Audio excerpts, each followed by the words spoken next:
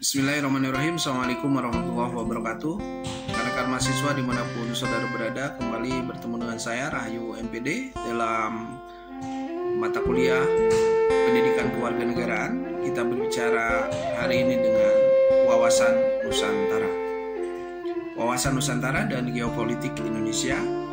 Kita lihat yang pertama, konsep wawasan Nusantara. Ada beberapa referensi yang bisa saudara jadikan referensi.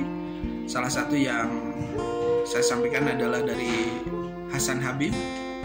Wawasan Nusantara ini merupakan kebulatan wilayah nasional, termasuk salah satu bangsa, satu tujuan, tekad perjuangan, dan satu kesatuan hukum, satu kesatuan sosial budaya, satu kesatuan ekonomi, dan satu kesatuan pertahanan dan keamanan. Konsep wawasan Nusantara adalah cara pandang dan sikap bangsa Indonesia mengenai diri dan lingkungannya dengan mengutamakan persatuan dan kesatuan bangsa serta kesatuan wilayah dalam penyelenggaraan kehidupan bermasyarakat, berbangsa, dan bernegara. Selanjutnya, cara pandang dan sikap bangsa Indonesia mengenai diri dan lingkungannya yang serba beragam dan bernilai strategis dengan mengutamakan persatuan dan kesatuan bangsa serta kesatuan wilayah dalam menyelenggarakan kehidupan bermasyarakat, berbangsa, dan bernegara dengan tujuan mencapai tujuan nasional. Kita lihat pada proses sejarah wawasan Nusantara. Wawasan Nusantara memiliki sejarah yang panjang. Dimulai dengan Deklarasi Juanda pada tanggal 13 Desember tahun 1957. Isi pokok deklarasi ini adalah bahwa lebar laut teritorial Indonesia 12 mil yang dihitung dari garis menghubungkan pulau terluar Indonesia. Selanjutnya, konsep wawasan Nusantara dimasukkan ke dalam pasal 25A Undang-Undang Dasar Negara Republik Indonesia tahun 1945 bahwa negara Indonesia, Negara Kesatuan Republik Indonesia adalah sebuah negara kepulauan yang bercirikan Nusantara dengan wilayah dan batas-batas dan hak-haknya ditetapkan dengan undang-undang. Selanjutnya, kedaulatan atas wilayah negara diperkuat melalui Undang-Undang Nomor 4 PRP tahun 1960 tentang perairan Indonesia. Selanjutnya ada Konvensi Hukum Laut 1982. Selanjutnya kita lihat kedudukan wawasan Nusantara. Wawasan Nusantara memiliki beberapa kedudukan dalam kehidupan berbangsa dan bernegara di Indonesia. 1. Wawasan Nusantara sebagai satu kesatuan politik, wawasan Nusantara sebagai satu kesatuan ekonomi, wawasan Nusantara sebagai satu kesatuan sosial budaya, dan wawasan Nusantara sebagai satu kesatuan pertahanan dan keamanan.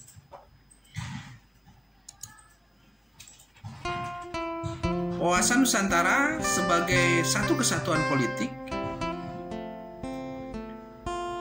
dimulai sejak Kebangkitan Nasional 28 Mei 1908, kemudian ditegaskan dengan Sumpah Pemuda, dan pada akhirnya berhasil diwujudkan dengan Proklamasi Kemerdekaan Indonesia tanggal 17 Agustus tahun 1945. Kesatuan politik berkaitan dengan kepentingan nasional. Bangsa Indonesia punya kesadaran persatuan, senasib, sepenanggungan, sebangsa dan setanah air, serta mempunyai tekad dalam mencapai cita-cita bangsa. Kehidupan politik di seluruh wilayah Nusantara merupakan satu kesatuan politik yang diselenggarakan berdasarkan Pancasila dan Undang-Undang Dasar 1945. Wawasan Nusantara sebagai satu kesatuan ekonomi berarti kedudukan wawasan Nusantara di dalam memajukan perekonomian Indonesia. Kekayaan wilayah Nusantara adalah modal dan milik bersama bangsa serta keperluan hidup sehari-hari harus disediakan merata di seluruh wilayah tanah air. Selanjutnya, kehidupan perekonomian di seluruh wilayah Nusantara merupakan satu kesatuan ekonomi yang diselenggarakan sebagai usaha bersama berdasarkan asas kekeluargaan dan ditunjukkan bagi kemakmuran rakyat. Tanggung jawab pengelolaan sumber daya alam memperhatikan kebutuhan masyarakat antar daerah secara timbal balik. Saudara sekalian bisa mempelajari semua ini di dalam sebagai referensi pasal 33 Undang-Undang Dasar Negara Republik Indonesia tahun 1945. Cabang-cabang yang penting bagi negara dan yang menguasai hajat hidup orang banyak dikuasai oleh negara dan dipergunakan sebesar-besarnya untuk kemakmuran rakyat. Ini adalah konsep penegasan terhadap wawasan Nusantara sebagai satu kesatuan ekonomi. Selanjutnya kita masuk kepada wawasan Nusantara sebagai satu kesatuan sosial. Keberagaman budaya Indonesia mewujudkan di dalam kesatuan budaya nasional. Corak ragam budaya daerah menggambarkan kekayaan budaya bangsa yang menjadi modal dan landasan pengembangan budaya bangsa, seluruhnya dengan tidak menolak nilai-nilai budaya lain yang tidak bertentangan dengan budaya bangsa Indonesia. Selanjutnya, perwujudan wawasan Nusantara dalam kehidupan sosial budaya akan menciptakan sikap batiniah dan lahiriah yang mengakui segala bentuk perbedaan sebagai kenyataan hidup yang niscaya. Selanjutnya, yang terakhir adalah wawasan Nusantara sebagai satu kesatuan pertahanan dan keamanan. Ancaman terhadap satu pulau atau satu daerah pada hakikatnya merupakan ancaman terhadap seluruh bangsa dan negara Indonesia.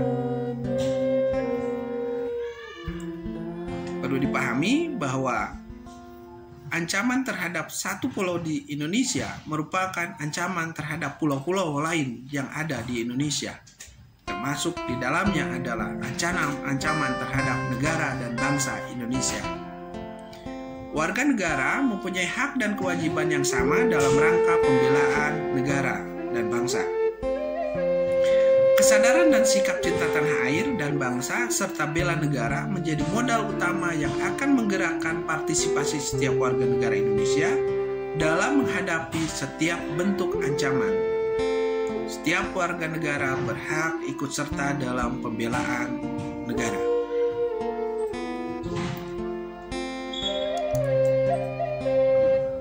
Konsep geopolitik. Konsep geopolitik jika dilihat dari asal katanya berasal dari kata Yunani geo yang berarti bumi, politea yang berarti urusan masyarakat atau negara. Geopolitik merupakan kebijakan politik yang dipengaruhi oleh letak dan kondisi geografis sebagai wilayah hidup. Selanjutnya, geopolitik menurut ajaran Pancasila adalah pengetahuan tentang segala sesuatu yang berhubungan dengan konstelasi geografis atau negara dengan memanfaatkan kondisi letak geografis. Saudara sekalian, dalam konsep wawasan Nusantara, dalam aspek geopolitik, konsep geopolitik sebagai satu wawasan mengandung inti kekuatan. Kekuatan sebagai wawasan bisa dibedakan menjadi 4. Yang pertama adalah wawasan benua. Berdasarkan pada konsep kekuatan darat, negara yang bisa menguasai Eropa Timur sebagai daerah jantung, maka ia bisa menguasai dunia.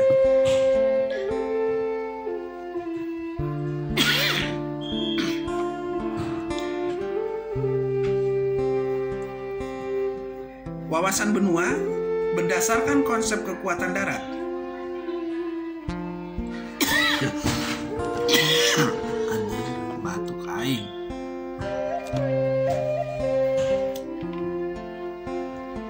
Wawasan benua berdasarkan pada konsep kekuatan darat, negara yang bisa menguasai Eropa Timur sebagai daerah jantung maka akan ia bisa menguasai dunia.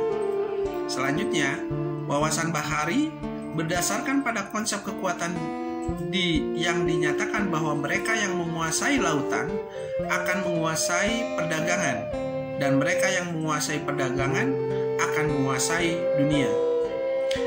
Wawasan dirgantara yang berdasarkan pada konsep kekuatan di udara yang menyatakan bahwa kekuatan di udara merupakan daya tangkis yang ampuh terhadap segala ancaman serta dapat menghancurkan kekuatan lawan.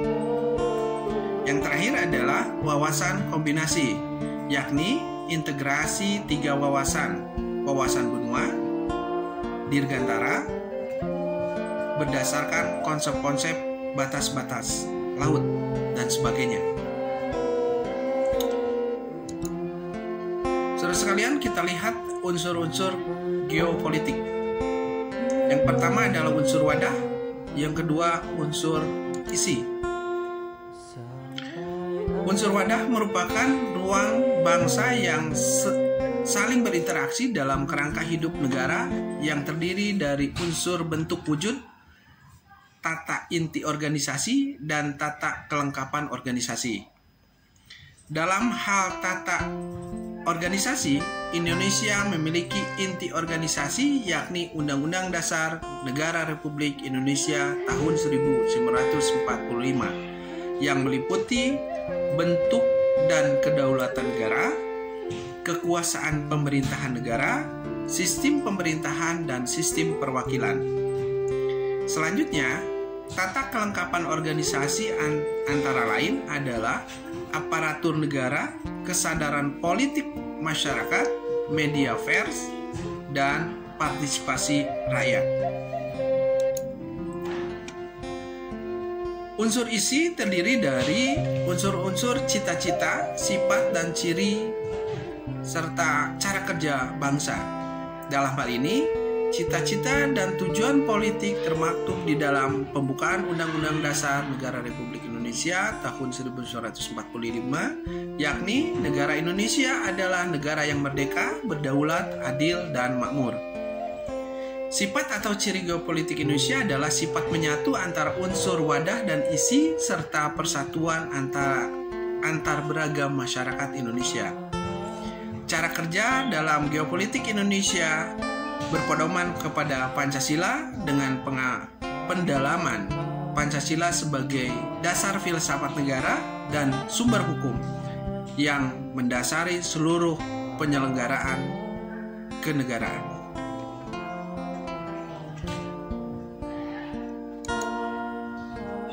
Pelaksanaan geopolitik, tata laku mental yakni dengan membangun sikap mental bangsa yang meyakini dan mengembangkan nilai religius, nilai kemanusiaan, nilai nasionalisme, demokrasi, dan keadilan.